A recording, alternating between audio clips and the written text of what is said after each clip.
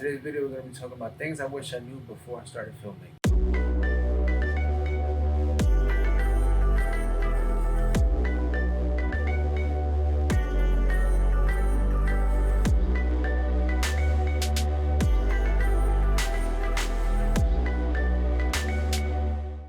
Welcome back to the channel. My name is Luis Garcia, and today we're going to be talking about filmmaking mistakes I wish I knew about before I started.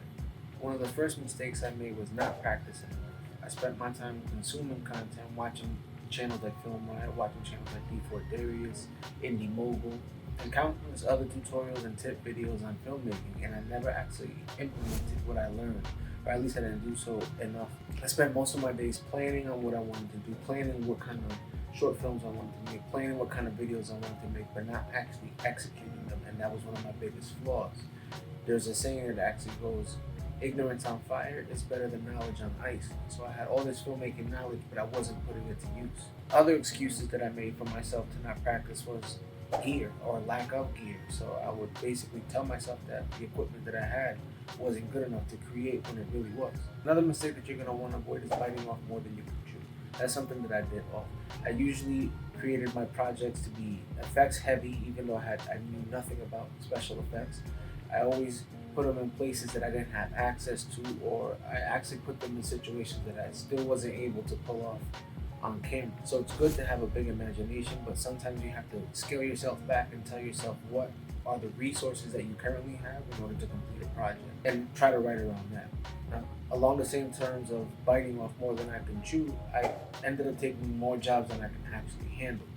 So I was not only shooting quinceañeras, I was not only shooting birthdays, music videos, and things of that nature. I ended up saying yes to more jobs than what I should have, even though I got everything completed. That's something that you have to always tell yourself and remind yourself when you're booking clients is, how much time am I going to need per project? Are these projects going to overlap? These are the things that I kind of overlooked, and I just said yes to everything that was coming my way. And then when I looked at it, I had more things that I had more projects that I could edit, and I still had other shoots coming up. So it becomes a term of prioritizing what you can actually do. Another mistake that I made early on in my filmmaking journey is not researching the gear before I actually buy it. I ended up buying my first camera, which wasn't a bad camera, but it just, at the time, I should have invested in a DSLR, because that's really when the DSLR movement started to become big in video.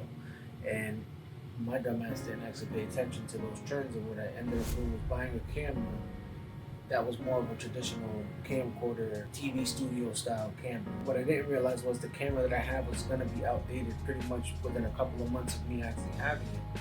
And I really should have invested in a DSLR or something different that at the time would have future-proofed, because things were moving in that direction. And for the price that I paid for that camera, I could have gotten a really good DSLR and lens. Another big mistake that I made early on in my career was not putting myself out there as an actual creator. When I first started this channel, I didn't even want to be in front of the camera. I only wanted to be behind the camera. And what me and some associates of mine were trying to do was interview hip-hop artists, up-and-coming hip-hop artists, and use YouTube as a platform to showcase them, interviewing them, doing music videos and things of that nature. Didn't end up going that way, but the first couple of videos that I do have on my YouTube channel, which are still up and you can watch them if you want, I was nowhere near the front of the camera. I was strictly behind the camera. And that's kind of the direction that I thought I was going to go, but things changed. But I didn't put myself out there. Things don't always work out the way you plan, but that's one of the things that I regret, is not putting myself out there, not putting out more of my work. I used to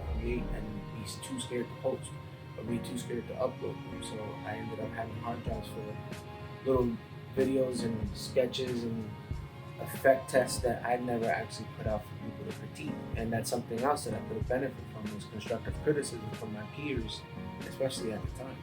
And going along with not putting myself out there as a creator, I didn't actually network or put myself in the right circles of other like-minded creators. I ended up just creating in a little shell of mine, and that really didn't do me any good, because it didn't allow me to grow as a filmmaker. It didn't allow me to experiment or explore as a creator. Now, these are just some of the things that I kind of thought about that I figured I would actually share with you guys, and hopefully it'll help you on your journey as a content creator or as a filmmaker. Don't make these mistakes. And if you are making these mistakes, it's very important that you recognize that early on and try to make those changes so that you can actually grow and develop your strengths and your skills. So until next time, consume less, create more.